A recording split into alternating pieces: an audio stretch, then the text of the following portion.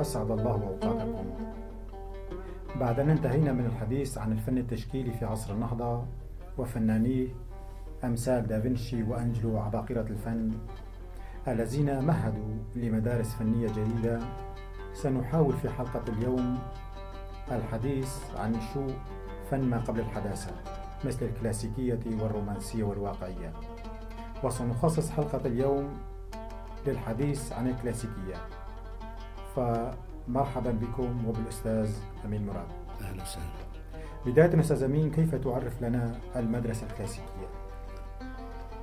أخي العزيز، المدرسة الكلاسيكية أتت ما قبل الحداثة.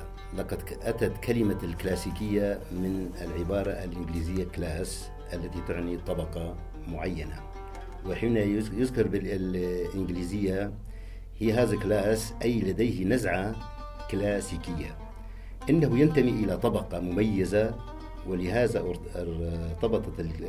ارتبطت الكلمة عن جمع الثروة أو ورث، وحين استخدمت في الأدب والفن أصبحت تعني الأدب المتميز والفن الجيد الذي يملك ثراء وثروة. في المعجم الإنجليزي هو الفن الممتاز الذي أبدع من قبل الفنانين القدامى وأصبح مرجعا له. في هذه المرحلة كان قد حدث خلاف بين النقاد والفنانين حول تعريف الفن. هل من الممكن أن تحدثنا عن هذا الخلاف؟ نعم، هناك اختلاف جوهري قد نشأ بين النقاد والفنانين حول تعريف الفن، فمنهم من اعتبر الكلاسيكي يرتبط بالفن والأدب القديمين فقط، ولهذا أصبح كل قديم كلاسيكي إذا كان متميزا. ورأي النقاد في ذلك ثار على هذا الرأي وربط الكلاسيكي بكل ما أبدع بامتياز وأصالة، فمن اتبع القدماء ليس كلاسيكيا بل هو اتباعي ومقلد الكلاسيكية. لهذا قد يكون الكاتب المحدث كلاسيكيا إذا أبدع في تقديم أدبه، كذلك الفنان، ولهذا لا يمكن أن نقصر كلمة كلاسيكي على القديم وحده. وهذا الصراع الذي يمكن تسميته كذلك والثورة النقدية التي حدثت، ما هي أهم نتائجه؟ سؤال عن الصراع والثورة لصالح جهة معينة كانت نتيجة لصراع بين القدماء والمحدثين. في القرن 19 طرحت المشكلة على النحو التالي: 1. لا يمكن أن يكون الامتياز حكرا على القدماء، بل إن الفنان المعاصر يستطيع أن يصل إلى الامتياز والأصالة فيجاري القدماء في إبداعه المعترف به. وهكذا نستطيع القول بالتجربة الكلاسيكية أي بالواقعية الكلاسيكية إلى ما هنالك من التعريفات. ترى هل ينطبق هذا الصراع على جميع الفنون؟ وهذا السؤال عن الفنون بشكل كامل نعم. هذا يدل على أن كل فن أصبح مرجعا معترفا به وأخذ شكلا ممتازا ولو كان تجريديا أو واقعيا، والإثنان معا. وبالمقارنة الكلاسيكية بالرومانسية يمكن القول بأن الكلاسيكية الفن الذي وصل إلى امتلاك قواعد معينة تجعله متينا متناسقا منسجما، ويملك الخطوط المحددة للأشكال، ويعالج المواضيع النبيلة التقليدية بأصالة، ولا يولي الاهتمام للخيال والعاطفة أي قيمة، بل يريد البناء المتين أي ضمن قوالب الذي يعتمد على الأشكال المعمارية الراسخة بعكس الرومانسية الذي تولي التعبير الفردي الأهمية الأولى بشكل عام على الذات. وهكذا تتعارض المدرستان من حيث الأشكال والمواضيع والمضامين. الأشكال متحررة والخطوط واهنة واستقلالية في الألوان بالأحداث الراهنة والابتعاد عن كل ما هو تقليدي. وبالعودة إلى الكلاسيكية التي هي موضوع حلقتنا لهذا اليوم، ما هي المبادئ التي تستند عليه المدرسة الكلاسيكية؟ طبعا أستاذ، كل مدرسة لها خطوط عريضة معينة تعتمد عليها.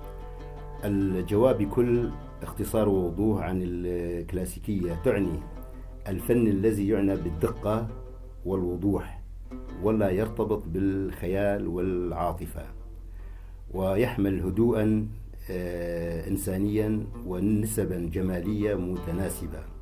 هذا الفن يريد التناسب والتناسق، فيخاطب العقل لا الحواس ولا الخيال، والبحث فيما هو خالد وأبدي. يعني بمعنى الكلاسيكية تعتمد بشكل عام على كل فن قديم، موضوعات قديمة، وتعتمد على الخطوط والدقة والتناسق والتناسب الجمالي. وماذا عن فناني هذه المدرسة؟ من أهم فنانين المدرسة الكلاسيكية على رأسهم جاك لويس دافيد، زعيم الاتجاه الكلاسيكي. كان يعمل بصمت إلى أن بلغ ذروته إبان الثورة الفرنسية الذي شاعت له ظروف أن يتحكم في الحركة الفنية الفرنسية، وكان يلوح بالمقصلة لكل من يخالف تعاليمه، والتي تمثلت العودة إلى الأصول الأغريقية الرومانية. ودعيت هذا الاتجاه بالكلاسيكية المحدثة. من أهم أعماله لوحة موت سقراط ومدام ريكامي. وماذا عن قصة الفنان جاك لويس دافيد مع لوحة مدام ريكامي مع تلميذه جيرار طبيعة الحال؟ مدام ريكامي كانت أميرة وجميلة، كانت تستغل جمالها وذكائها وثراء زوجها من أجل العبث بعقول الرجال. طبعا جاك لويس دافيد كانت مدام ريكامي موديلة تقعد أمامه لإنجاز لوحة لها. في يوم من الأيام دخل جاك لويس دافيد إلى المشغل أو المكان، فوجد لوحة موجودة في زاوية من العمل، فترك لها دافيد قصاصة ورقية جاء فيها. للفنان عزة نفسه التي إذا خسرها خسر كل شيء. فاسمحي لي أن أتوقف عن هذا الحد في عمل اللوحة، وحسبك إن أحد اللوحتين ستكون منتهية، وهي التي أحبت لوحة الفنان جيرار لأنها تبدو فيها تحت سن 20 من عمرها، بينما هي أكبر من ذلك بعدة سنوات، وأغمضت عينها عن القيمة الفنية العالية التي تتمتع بها لوحة دافيد الفنان والعبقري. أستاذ أمين، كيف مهدت هذه المدرسة لبروز مدارس أخرى باعتبارها أول فن يطلق عليه مدرسة فنية؟ لأن المدرسة الأكاديمية تعتمد على القواعد والقوانين والأشياء. كلاسيكية اعتمدت على العقل والمنطق والتناسب والتناسق والجمال المثالي في العمل الفني والخطوط. كل شيء خارج هذه الأمور بشكل عام لا في وقتها كان لا يعترفون بها نهائيا، لأنه خارج عن نطاق الواقعية والمنطق والجمال المثالي وكل موضوع قديم. فهذه الخطوط العريضة كانت من ضمن المدرسة الكلاسيكية. كل عمل خارج هذه الأمور لا يمكن أن نطلق عليها بالعمل الكلاسيكي. أستاذ أمين، شكرا لك. العفو. مستمعينا الكرام، كنتم في حلقة اليوم من برنامج رحلة مع الفن، وكان ضيفا معنا الأستاذ أمين مراد، ومع أطيب التحيات وأنا فرحان كرش، وإلى اللقاء.